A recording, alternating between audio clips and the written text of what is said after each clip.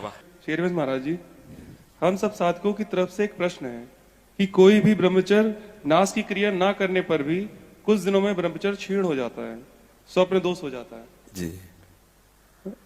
फिर हम बहुत चिंतित होते हैं। ये क्यों होता है? इससे बचने का उपाय क्या है? स्वप्न दोष होने पर भी क्या हम ब्रह्मचारी हैं?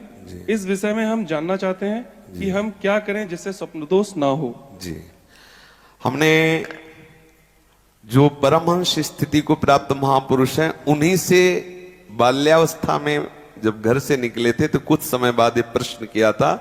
तो उनसे प्रश्न किया था कि महाराज जी, कोई भी शारीरिक काम चेष्टा ना होने पर भी उपासक के शरीर से जो वीर्यपात होता है, क्या उसका ब्रह्मचर्य क्षीण माना जाएगा? यदि क्षीण माना जाएगा तो वो क्यों निकलता है जब उसकी कोई क्रिया नहीं? उसे कैसे रोका जा सकता है?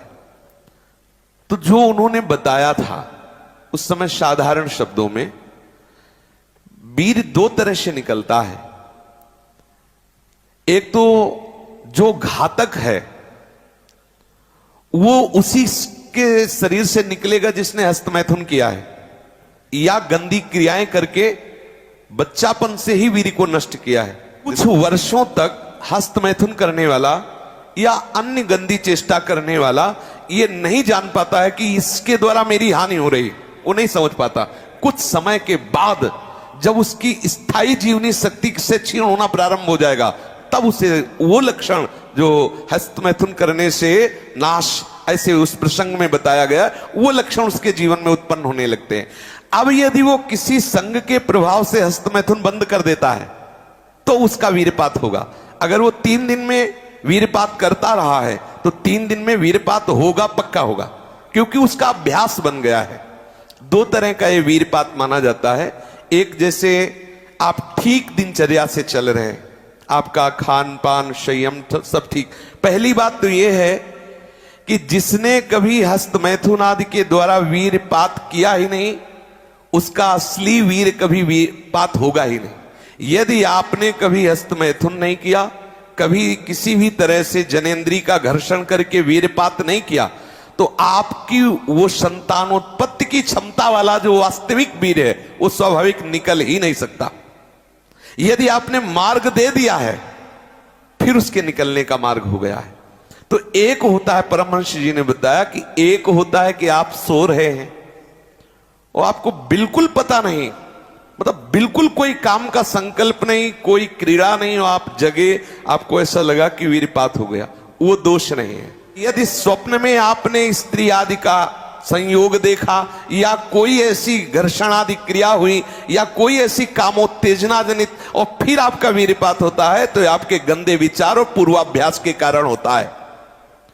ये बहुत ही गंदी बीमारी है जो आपको अंदर ही अंदर खोखला करती जाएगी। जो ऐसे लोगों का कदापि संग न करें जो गंदी तरीके से वीर का नाश करते हैं। पहली बात, इस स्वप्न दोष से निकलने के लिए हस्तमैथुन को पूर्णतया बंद कर दिया जाए। अगर आप सदगृहस्थ भी हो चुके हैं तो कुछ महीने के लिए आप अखंड ब्रह्मचर्य का नियम लें, जब तक आपका वीर्यपात होना ठीक ना हो जाए। आप वो हानिकारक जो कामोत्तेजना बढ़ाने वाले भोजन है उनको छोड़िए, जैसे अत्यधिक नमक, बहुत कड़वी लाल मिर्च, और जैसे बहुत ही वो मीट मसाला आदि जो बहुत ही कड़वा तीखा, ऐसा गरम मसाला, और बिल्कुल गर्मा गर्म भोजन, ये आपके स्वप्न दोष के ठीक होने की बात है।